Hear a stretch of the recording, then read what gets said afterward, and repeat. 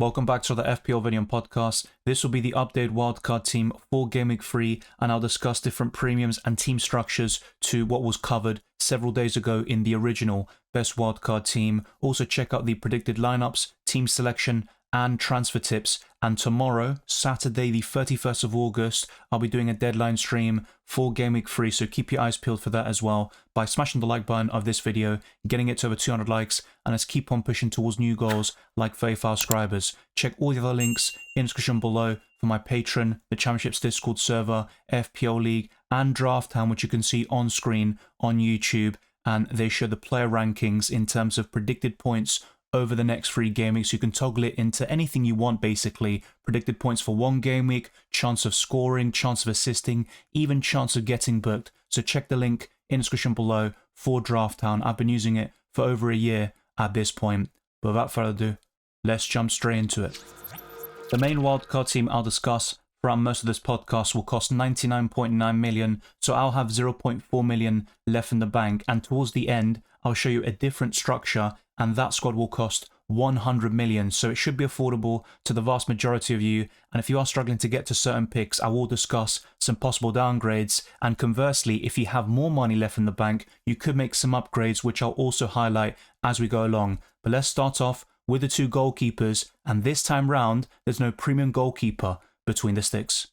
My favourite budget goalkeeper, as things stand, is Flecken, but he does face Man City and Tottenham away in the next 3 game weeks. But Southampton at home looks very appealing in game week 3, and longer term, Brentford's fixtures are quite decent. So Flecken can get plenty of save points, and in fact, last season, I believe, he got so many saves against Man City and put in some terrific performances against them, and he still salvaged some very healthy returns despite not keeping a clean sheet and Brentford losing the matches in the end. So he would be my choice in terms of 4.5 million goalkeepers. You might be asking about Jason Steele, but Verbruggen is back, and I believe he will be the number 1 goalkeeper until the end of the season, and Hursler said that he's got a clear number 1 in mind, and there'll be no rotation in that position as we saw last season with Roberto De Zerbi. And the backup goalkeeper will be very simple. Valdimarsson is 4 million, and if Flecken gets injured or suspended, then Valdimarsson will come in as a 4 million option, and he played relatively well in the Carabao Cup, and it wouldn't surprise me if he became the number 1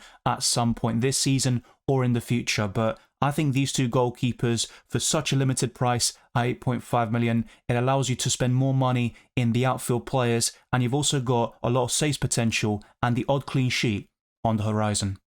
Robinson is the best budget defender at the time of this recording. He is 4.6 million. Fulham have good fixtures over the next 4 game weeks. Then it gets a bit tougher, but with the assist potential, the odd bonus points, and some clean sheets, I think Robinson could outscore most defenders for the opening part of this season, and I would highly recommend him. But if you aren't able to go to Robinson, Joachim Andersen is still a very good choice, and I think he'll start in Game Week 3, but it is a riskier pick at the moment because he has just joined Fulham, and they might persevere with Bassi and Diop as the centre-back partnership for a little while longer at least, and maybe wait until the international break before introducing Joachim Andersen into the starting 11. I'm going for 2 6 million defenders here, and it might surprise you to see some of the results, but I'm going for Josko Gvardiol based on the fixtures. You can go for an Arsenal defender like Saliba or Gabriel though, and ultimately my favourite way of covering the Gunners defensively would be David Raya in goal at 5.5 million, soon to be 5.6 probably,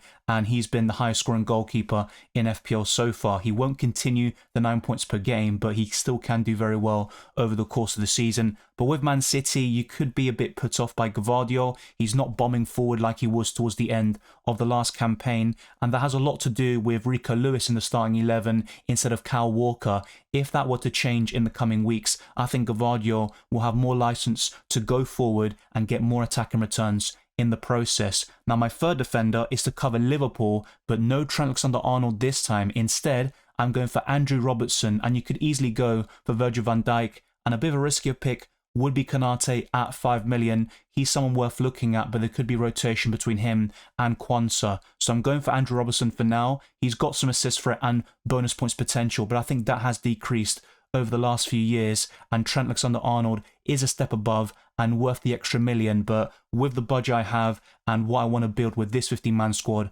I've gone for Andrew Robertson as a compromise, and it's not a bad one whatsoever. But with 2 defender slots left, I'm going for budget options just so you can spend more money in the other positions, and Pau Torres is my pick in terms of Aston Villa defenders. Keep your eye out for Nedeljkovic as covered in the original wildcard team. He should start right back for the next month whilst Matty Cash is injured, but once he returns, you'll probably see a change in that position, and there is the possibility of Konsa being shifted to right back. Speaking of which, Konsa is still a good option, but I just think Pau Torres with the lower ownership and the added goal threat, that makes him slightly more enticing to me, but I don't think there's a clear standout for Aston Villa, and I'd completely avoid the left backs in terms of Luca Dean or Maatsen, because there could be rotation there, and it might be very difficult to predict at times, especially when the Champions League begins after the international break. But finally, I am going for a 4 million defender. It isn't Nedeljkovic, who was covered in the original best wildcard team, but instead I'm going for Greaves, who has been quite impressive, particularly in Game Week 1. He has a bit of goal threat about him, especially in aerial situations. In terms of other 4 million defenders you could look at, there is Mosquera at Wolves, who should start most weeks, and you've also got other 4 million defenders at Ipswich Town like Wolfenden, but Greaves would be my favourite. You've also got all the Southampton defenders practically in terms of the free centre-backs in Harwood Bellis, Bednarek and Stevens, not to mention Wout Faes, who is now 4.1 million, or possibly even Vestergaard. But my favourite 4 million defender is Nedeljkovic in the short term, and I think beyond that, once Matty Cash returns, I think Greaves is the safest option as your 5th choice, and I think this is the best way to cover Ipswich Town defensively as well, even over Muric, who is a 4.4 million goalkeeper with a lot of saves potential. Chelsea's fixtures until Game Week 7 are incredible. They are top for that time period in the FDR, and Cole Palmer is a standout captaincy option in Game Week 3 against Crystal Palace. He's fixture proof, he can do it against anybody. He's also on penalties, despite the fact that this season all of them have been taken by Nkuku because Palmer hasn't been on the pitch in the other competitions, but I'd still highly recommend him. He's probably my favourite midfielder at the moment for the next 4 or 5 game weeks, but you have so many options at a similar price like Heung-min Son, De Bruyne and Saka. The only one that's been quite disappointing is Phil Foden actually, who hasn't really played that much. He made a cameo in Game Week 1 and missed out in Game Week 2. He wasn't even in the squad due to illness, but I think Cole Palmer is the best of the lot for the next 4 to 5 game weeks. Next up is a very consistent option in Bukayo Saka. The next 3 fixtures don't look great against Brighton, Tottenham and Man City, with 2 of those fixtures being away, but Saka can do it in the big games. He actually got a double-digit haul just a couple of months ago against Tottenham in their stadium, so he can definitely do it again. And beyond that, you've got some fantastic fixtures for Arsenal, so having Saka in place for those games between Game Week 6 and 8 against Leicester, Southampton and Bournemouth is definitely something you want to look at. Saka is almost essential for that 3 game week period, so I'd highly recommend him if possible. Now, this midfield will be very strong because we've got Mohamed Salah as well, and these 3 midfielders alone will get you a lot of FPL points in most game weeks, but we've also got some decent options to facilitate the likes of Salah, who is also a captaincy option in Game Week 3 against Manchester United, and afterwards you've got back-to-back home games against Nottingham Forest and Bournemouth, and he is almost essential for those 2 game weeks as well. Now, the 4th midfielder is a 5.1 million option in Morgan Rogers, who has blanked in both games so far, but his performances have been very impressive and the underlying numbers are also pretty promising. So I think Rogers is definitely one to look at, and if you can't go for Ollie Watkins or you don't trust him at the moment, go for Morgan Rogers or Leon Bailey to cover the Villa attack, and I promise you, you won't be disappointed. Rogers is going to have a great season. He might get benched in the odd occasion. That is something that could happen when the Champions League comes into play. But for 5.1 million, you can rotate him with your 3rd forward or even with your other midfielders and possibly a defender. As you can see, there is a lot of squad depth with this setup. But the 5th midfielder is someone that hasn't been discussed too much, maybe across all content creators or just in the YouTube community and in terms of engaged managers. But I think Mitoma is a very consistent player. He didn't play that well against Man United, but he got the assist, and in Game Week 1, he had a very impressive performance against Everton. You could also go for Danny Welbeck up front or even Joao Pedro, but Mitoma at 6.6 million is still worth it. If you're asking me, I think Welbeck is probably better value at the moment, but I still like Mitoma, and some of the fixtures coming up are very good, but longer term, it's still quite mixed bag for Brighton with several difficult fixtures like Arsenal away in Game Week 3. One of the key points I made in the original Best Wildcard Team podcast is the rotation between Brentford and Brighton over the next couple of game weeks. In game week 3, you've got Brighton away to Arsenal. You can play Wissa at home to Southampton, and then when he faces Man City and Tottenham away, you've got Brighton assets like Matoma who face Ipswich Town and Nottingham Forest both at home, and that's why I really like this rotation, at least in the short to medium term, and Wissa is a very good way of covering the Brentford attack. You could argue that Mbeumo is slightly better, but you've also got Matoma in his place, and Wissa is one of the better forwards in terms of the first 2 game weeks, his performances so far, and also the fixtures longer term are very impressive. So at 6.1 million, I'd highly recommend Wissa as your third forward. But next up is going to be another 6.1 million forward who has been quite disappointing so far, but the underlying numbers are there, and it's only a matter of time before he returns, and that's Rodrigo Muniz. But I do admit, Emil Smith-Rowe would be my favourite way of covering Fulham offensively. That could change over the next couple of weeks, but Muniz has much better underlying numbers than Emil Smith-Rowe. It is a small sample size, but even going back to last season, I think the Brazilian had some spells where he looked unplayable, especially around blank game week 29, where he was one of the highest scoring players in that infamous game week. But the final player in this squad is Ollie Watkins. This is risky based on recent form, but he will come good. Those fixtures are exceptional, and this Aston Villa triple up can really work well until game week 8, and even this offensive double up with Morgan Rogers and Ollie Watkins.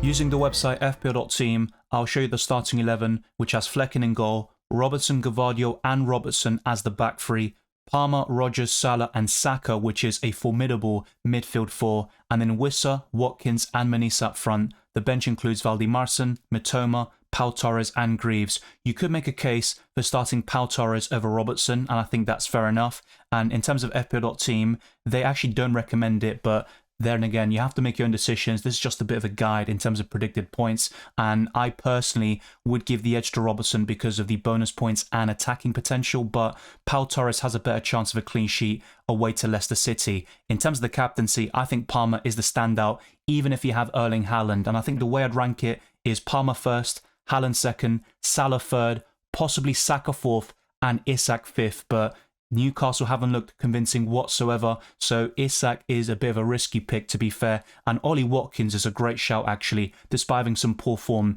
himself. I think he'll come good in either game week 3 or 4, and once he gets going, there's no looking back. He did something similar last season, but he had a decent start. He had a few assists in the first 4 game weeks, no goals, and then he went on an incredible run from game week 5 onwards, scoring a hat-trick against Brighton, and the rest is history. So I'm very happy with the starting 11, and as you can see, with my own budget, I've got 0.4 million left in the bank. Some of you might have even more, and if you wanted to do a few upgrades, that will certainly be possible. You could even go from Robertson to Ben White, for example, although I wouldn't necessarily recommend that, but it's something you could look at. You could also go from Morgan Rogers to Emil Smith-Rowe, but you would have to have even more money left in the bank in order to make that move possible, at least 0.1 or 0.2 million more than I have personally. But those are a few things you could do. And if you can't afford certain players, that's where things get a bit trickier. But Gvardiol to Pedro Porro could be something to look at. You can bench the Spaniard this week and instead go for Pau Torres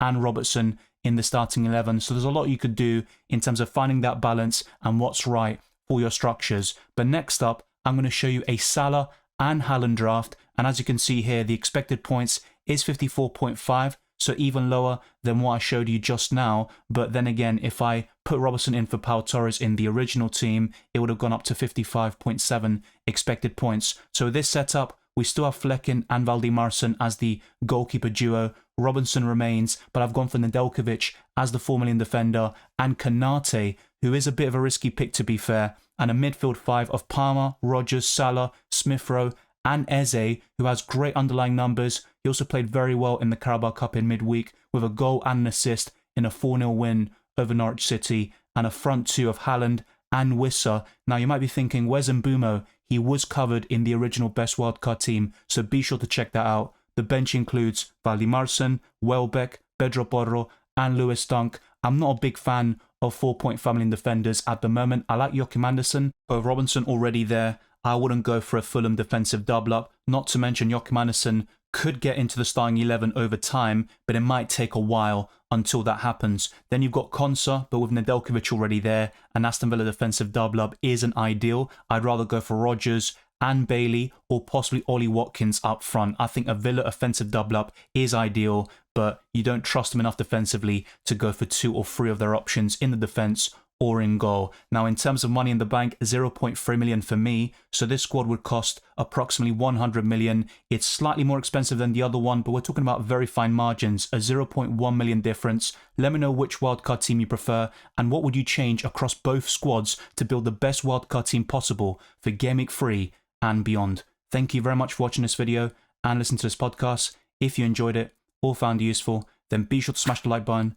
and subscribe if you're new. Let's try to get this video to the 200 likes and let's keep on pushing towards 35 subscribers and beyond. Follow me on Twitter and Instagram, DylanRCM, and check all the other links in the description below for my Patreon and the championships for early access to my videos, amongst many other perks. The Discord server, FPL League, Draft Town, which I showed you at the beginning of this podcast, and also check out Spotify. Leave a 5-star review on my podcast. It goes a long way to supporting my channel. I wish you all the best of luck for Game Week 3 and the rest of the season.